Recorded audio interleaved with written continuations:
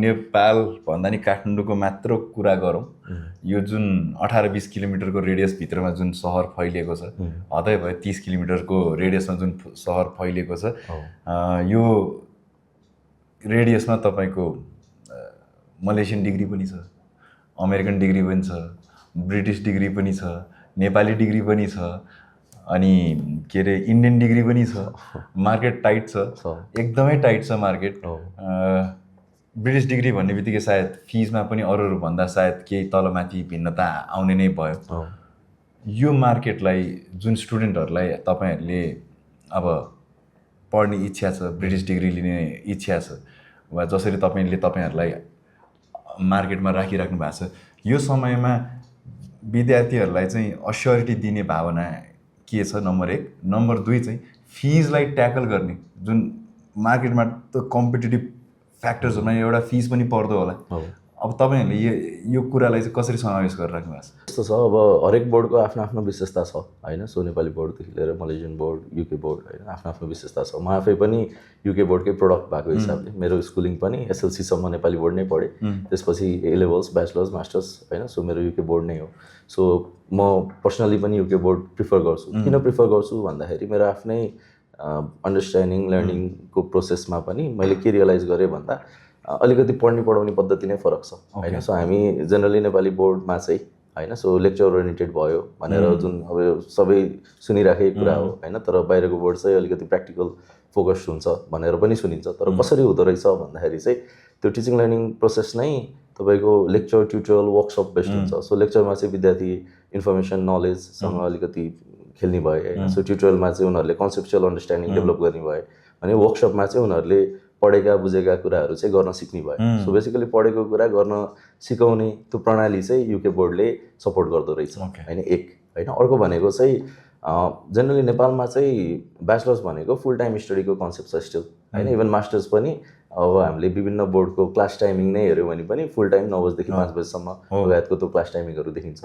तर त्यही नेपाली विद्यार्थी +2 सकेपछि विदेश गएर पढ्यो भने चाहिँ ऊ पढ्दै आफ्नो फी आफै म्यानेज गर्दै होइन, सो आफ्नो लिभिङ आफै म्यानेज गर्दै सक्छ भने उसले घरमा पैसा पनि पठाउँछ होइन। सो त्यो पढ्दै काम गर्ने फ्लेक्सिबिलिटी चाहिँ बाहिरको बोर्डले दिने रहेछ होइन। सो इभेन्चुअली हामी नर्सरीदेखि पढिरहेको हुन्छौँ होइन। So 16 years 15 years of formal education भन्छ होइन। सो यसको उद्देश्य भने त मार्केटमा आफूलाई सेलेबल बनाउनु हो होइन, कामै गर्नु हो इभेन्चुअली होइन। सो एज अ स्टुडेन्ट पनि ब्याचलर सकिँदै गर्दाखेरि चाहिँ ऊ आफू इन्डिपेन्डेन्ट अथवा सेल्फ सफिसियन्ट हुन चाहन्छ होइन।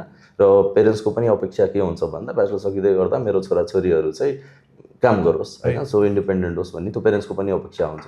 सो कामै गर्नु छ भने पढ्दै काम गरौँ होइन। सो त्यो काम गर्ने सिस्टम, प्रोसेस, त्यो कल्चरलाई चाहिँ अहिलेदेखि एडप्ट हौँ होइन। सो नेपालमा मैले देखेको एउटा मुख्य समस्या भनेको चाहिँ ब्याचलर्स पढ्दै गर्दाखेरि हामी खासै काम गर्न रुचाउँदैनौँ होइन। र ब्याचलर्स सकेपछि चाहिँ डिग्री र सिभी बोकेर चाहिँ विभिन्न ठाउँमा काम खोज्न हिँड्छौँ। र एज अ रिजल्ट मार्केटको रेस्पोन्स चाहिँ कस्तो हुन्छ? सो पहिला काम गरिसकेको त्यो एउटा एक्सपिरियन्स, एक्सपोजर नभएको हिसाबले चाहिँ मार्केटले पनि ट्रेन गर्नु पऱ्यो विद्यार्थीलाई होइन। सो कुनै नयाँ फ्रेस ग्रेजुएट छ भने, कुनै कम्पनीमा ऊ जाँदैछ भने त त्यो कम्पनीको पनि त्यो विद्यार्थीलाई सिकाउन, बुझाउन होइन, त्यो वर्क इन्भाइरोमेन्टसँग उसलाई युज टु बनाउन कम्पनीको पनि लगानी लागेको हुन्छ। सो एज अ रिजल्ट उसको इनिसियल पे त्यति हाई नहुन सक्छ होइन। सो एउटा ब्याचलर्स सकेको विद्यार्थीलाई त्यो 10,000 20,000 कमाउन त्यो खासै इन्ट्रेस्टिङ नहुन सक्छ।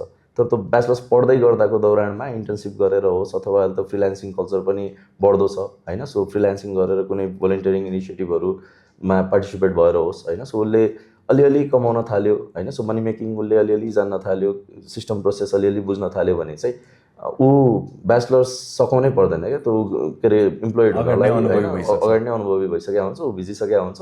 सो ब्याचलर्स सकिने चाहिँ जस्ट एउटा प्रोसेस मात्रै हुन्छ, ऊ अलरेडी मार्केटमा इन्भल्भ भइसकेको हुन्छ होइन। सो त्यसले गर्दाखेरि चाहिँ अब यो इन्भाइरोमेन्ट होइन, जुन यो पढ्दै काम गर्ने एउटा इन्भाइरोमेन्ट होइन। सो त्यो चाहिँ करिकुलमले पनि दिने एउटा फ्लेक्सिबिलिटी भयो। प्लस हामीले कलेजमा विद्यार्थीलाई दिने एउटा वातावरण पनि तपाईँले कलेजमै हेर्नुभयो भने पनि what you believe is college चाहिँ विद्यार्थीले नै चलाउन सक्नु पऱ्यो क्या होइन। सो विभिन्न निकायहरूमा होइन। सो हाम्रो जस्तै कलेजको वेबसाइटदेखि लिएर होइन, सो कलेजको इभेन्ट्सहरूदेखि लिएर सबै कुरा म्यानेज गर्ने चाहिँ विद्यार्थीले नै हो। सायद यो कलेजसँग आबद्ध भएको म फ्रिल्यान्स तरिकामा 3-4 वर्ष भइसकेको छु।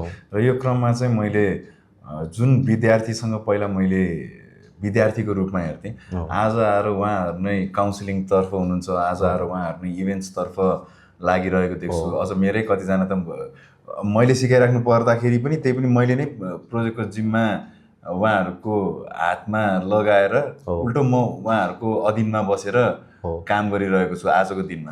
यो कलेजमा चाहिँ यो सत्य हो, यो सत्य हो। अब उहाँहरूले नै फोन गरेर दाजु सुट यो दिन छ होइन, हाम्रो यस्तो चाहियो, यसरी चाहियो, यस्तो यस्तो कारणले चाहियो, के को लागि चाहियो, अब्जेक्टिभ भन त भन्दाखेरि प्रष्टका साथ भन्ने पनि भइसकेका छन् कतिजना त। अब हेर्दाखेरि रमाइलो पनि लाग्छ।